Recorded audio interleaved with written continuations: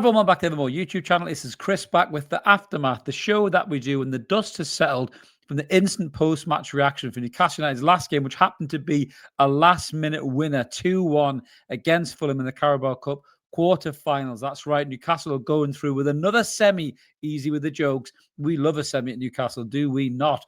But we're going to get City in the next round over 2 legs, which will not be easy. But I'm going to talk about the main points from the game I took last night. Talk a little bit about some of the things I've heard and I've seen, from my favorite content creators, watching that over the last 24 hours or so. And obviously talk about one lad in particular, which none of you who've watched this channel for a while will be surprised to hear me talk about. And that is the marvelous boy wonder that is Lewis Miley, because that was the big shining light for me in the game last night. He's the headline grabber, and rightly so.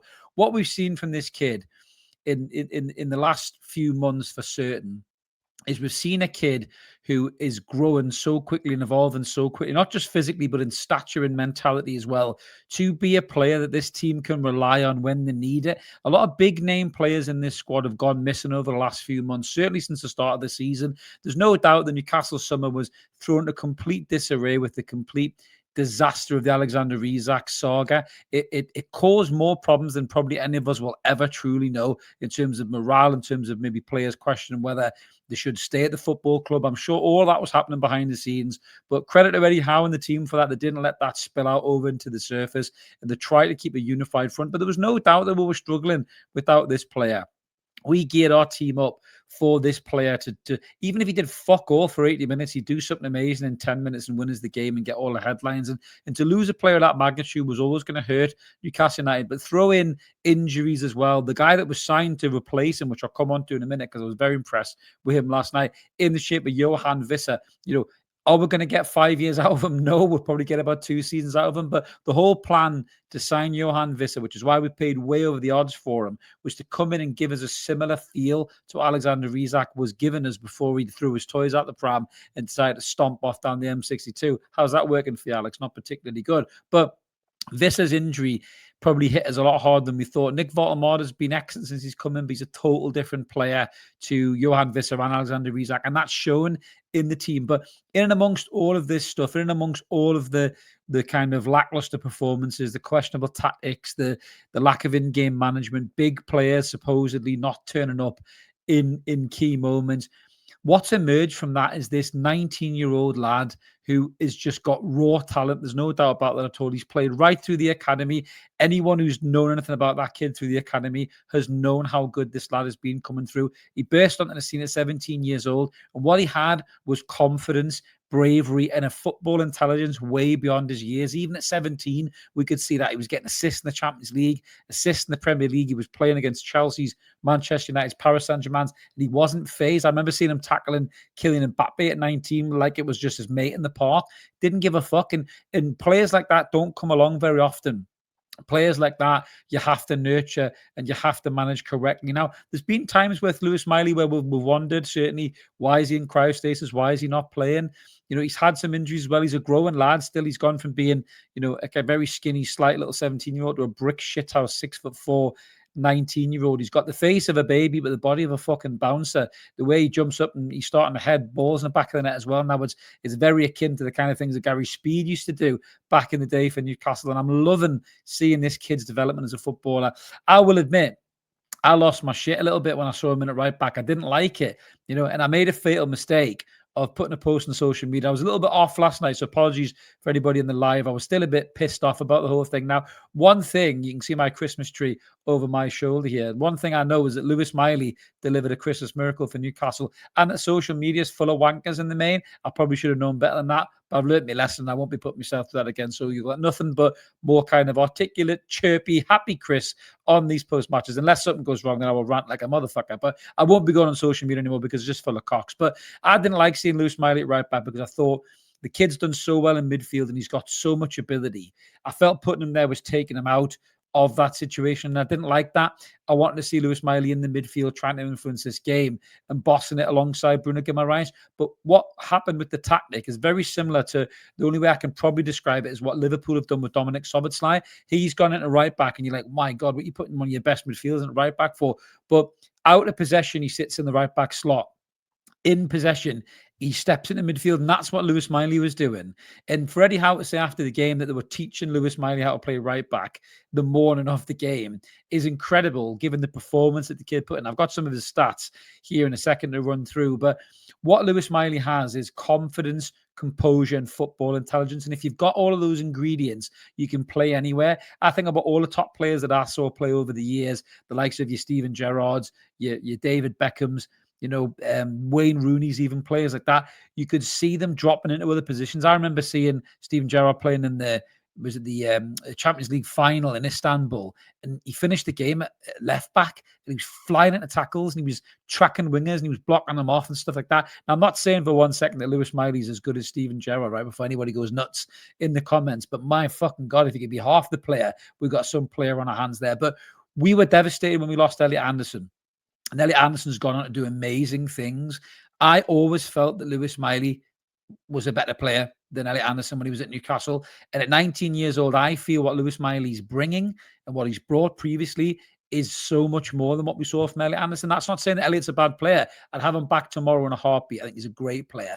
But what Lewis Miley is doing as a footballer at 19 years old is absolutely incredible. What were you doing at 19? What was I doing at 19? I was working in a nightclub and going and getting pissed in the town on 70 pence Alka-Pops in the quayside when I was 19 years old. This kid is grabbing games by the scruff of the neck and winning them for his hometown football club to get them in the cup semi-finals. It's absolutely fucking spectacular. So massive credit to Lewis Miley for adapting into that role. Credit for Eddie Howe for taking the gamble on him, but it is a gamble that could have went the other way. But I mean, Mark will probably show you Lewis Miley's heat map last night. He was absolutely everywhere. Mr. Versatility, Mark called him when he sent me this information. And just some of these stats as well. Last night, Lewis Miley had 91 touches, the most out of any player on the pitch, 86% passing accuracy. And he was taking some brave passes too. He lost the ball a few times. He misplaced some passes. The crowd were a little bit moany and groany, but I think that was more the vibe of the hangover of the derby. People were unconvinced of this Newcastle team going into this game last night. And I hate to say it's one of the first times Eddie Howe's probably experienced that in years. The crowd did sing his name. War flags had a display to support him. I've got no doubt that the match-going crowd base in the main still back the manager fully, but there will be some disconcerting voices in there and some voices that doubt whether he's still good enough to take us to that next level. And that's absolutely fine. That's your right as a football fan. You can go every single game, home and away, and doubt this manager or doubt that player or back that player or back that manager. Or you could not go to a game and watch on the other side of the world on your television because that's the only way you can watch it, or at home in your house because you can't get to the games because we don't have enough tickets. That's why I want a new stadium, everybody. And you can still have those feelings, and that's okay. Football is about a debate. Football is about difference of opinion. That's what makes football so incredible to watch. One person's superstar is another person's shithouse, and that's why I love football. But in recent times, this horrible toxicity amongst football fans of, if you don't feel the way I feel, you're an arsehole. That seems to have developed in the world of football, not just the world of football, the world of society in general. You can't have a difference of opinion or someone's going to get you. And I don't like that shit. It's rubbish. Be who you are, think what you think, believe what you believe. And if I don't agree with it, or he don't agree with it, or she don't agree with it, that's fine. We can leave on opposite ends of a spectrum here.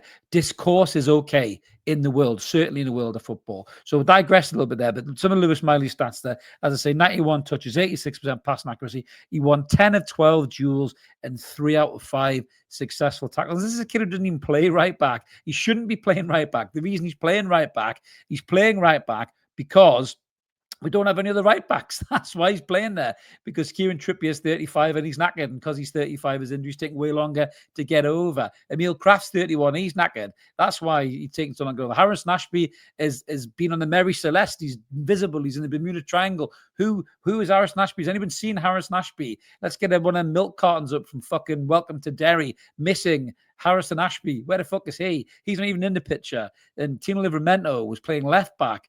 It gets injured again, and it's not good. It doesn't sound good. Thankfully, he was moving around the pitch with an ice pack on his knee. But Tino Livramento being injured is a nightmare. It really, really is. But it looks like Lewis Miley's probably going to have to step in against Chelsea again at right back. And if he can do a similar performance that he did there the other night, then great. But Chelsea are a better team and got better players. And it's going to be a difficult day at the office for Lewis Miley if he is a makeshift right back. But I thought he was excellent coming at the game, didn't fuss, didn't grumble, worked his arse off. When he stepped into midfield, that's where he's at his best because he's a midfielder. Sir Les said it. You won't give Sir Les any shit, would you, you trolls? Sir Les said it as well. He said he's a midfielder. That's his position. That's where he plays. But modern day midfielders are being asked to be versatile. They're bringing them up through the academies, trying to teach them different positions in case they do have to fill in for players, through injury, because there's so much football being played. Sometimes your right wingers going to have to drop in a right back, like, Amad Diallo was, Manchester United. I think it's a waste of the player. Should be further up the pitch. But I understand needs must when you're missing those players through injury. And that's what Lewis Miley's had to do last night. He did it spectacularly well. And he deserves every ounce of credit that comes to him as well. Little shout as well for Bruno Guimaraes last night. I thought he was excellent in the second half as well. He was everywhere. He was like dog shit on your shoe. You couldn't get rid of him. He was tracking back, winning tackles. He was pushing forward to start something. The little one-touch passing between him and Lewis Miley, the little telepathic link that they've got, excellent. When Tonali come on, he looked way more up for it, bang up for it. Somebody has given that man a lemsip because he looks great. He's had one of them ginger shots and he's flying again and he looks great. And I loved his reaction when the goal went in, kicking the boards. Most passion I've seen from Sandro for ages. Maybe he doesn't want to go. Maybe he does want to be here. He wants to be part of this adventure again. And I hope he does, because he's a great footballer and we need him. He's world class. And when he's playing like that, he's fucking brilliant. And that's a great cameo from Sandro going into Saturday. If he can bring that kind of level of a performance and intensity into that Chelsea game, will be in a good place. But it was a good win, not a great performance, but some of the shining lights. I've just waxed lyrically about Lewis Miley, who I think is going to go right to the top of this football club. I think he's a fantastic player. He's only going to get better. 19 years old, man. Remember that when you're slagging him off on socials and stuff. I saw one of his Instagram posts and it just plays into what I said before, about people being arseholes. It takes less effort to be nice to somebody than it does to be a dick. But people think being a dick is cool. I'll get likes being a dick. Lewis Miley limited his comments on his Instagram post. That's how bad it was from a few months ago with all these wanks giving him shit. And now the kid at 19 is saving all of his teammates' arses and his manager's arse, getting us into a cup semi-final. So let's give the kid some respect, please. What a player. But some other shining lights as well. Vissa, Johan Vissa. My word, we've waited long enough for this lad to start for Newcastle United. What he provided to us last night was everything that we've been missing. Now I love Nick Voltemade. I like him as a player. He's unique. He's different. He's got the Berbatovs about him, the Bergkamps about him. He likes to drop deep, get the ball to feet, spin defenders, use his quick feet, get players into positions and thread balls through, and then maybe get the follow-up pass. But he's not quick at pressing from the front. He's not the same player that Isak was. He's a very different player.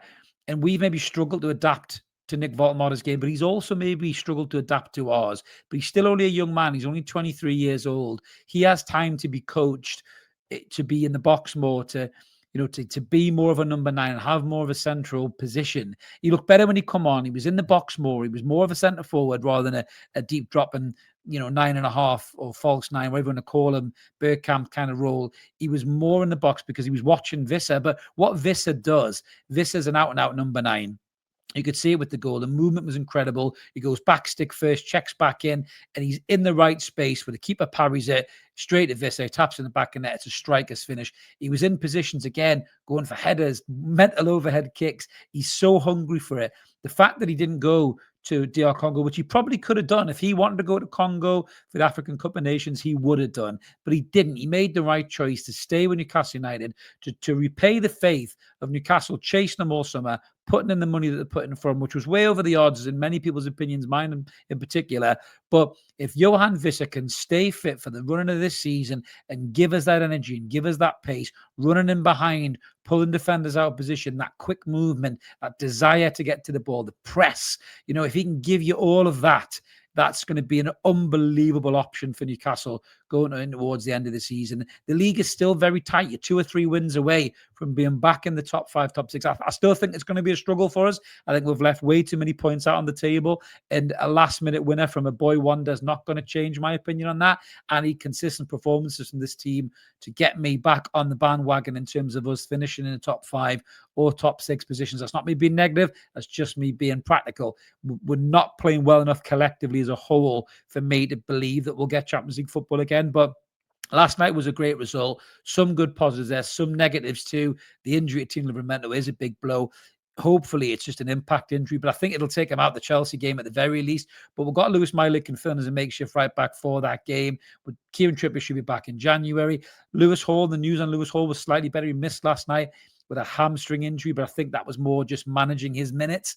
I think Lewis Hall will start against Chelsea, and hopefully he'll get through that game relatively unscathed. But we have got a massive defensive issue at the minute. It was great to see young Alex Murphy come off the bench. He didn't look out of place. He was calm on the ball. He was good positionally. He was getting involved with the attack. He was tracking runners back. I like what I saw from the young man. So maybe he'll get some more minutes as well. Young Leo Shahar was on the bench. He might be on the bench again against Chelsea at the weekend. So maybe we'll see that young man come on. Maybe he'll grab his opportunity like Lewis Miley's done previously and give us something else in this squad as well. But it was a big result and a big win for Newcastle, because I think if they'd showed up in that game last night, and even if they got beat on penalties and played well, that toxic, negative feeling from the derby, that feeling of disenchantment would have just continued to spread and continue to grow.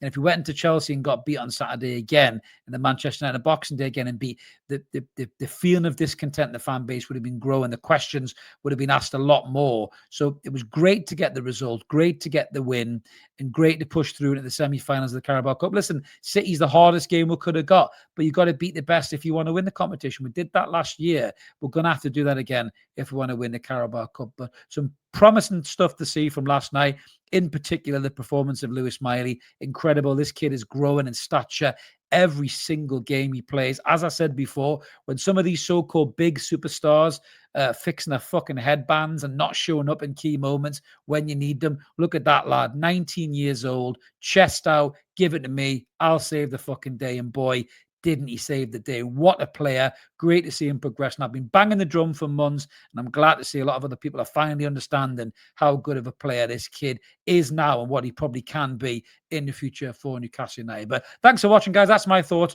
on the aftermath. A lot of work still to do for this football club, but it's a step in the right direction. I think Craig Hope said it best. It won't heal the scars from the derby, but it's putting stitches in. That's probably the best way I think I've heard that described. Great content from Craig and the Geordie Journos after the game, as always. As a brilliant content, as well as Paul Toon Review and all the usual content creators. That's who I consume content from before I do this aftermath when I'm a little bit calmer.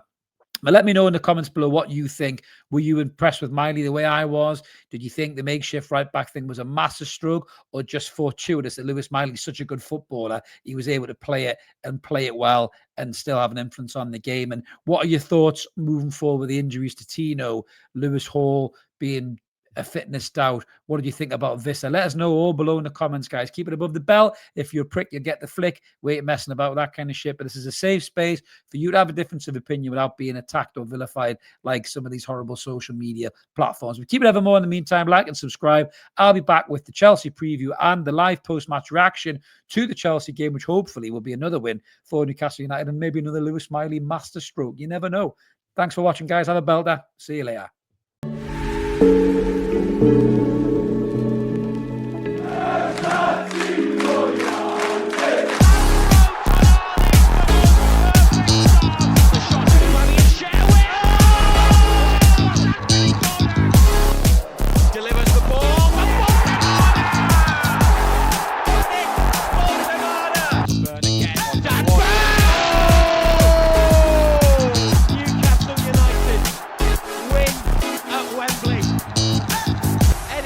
Heroes celebrate. They have done it.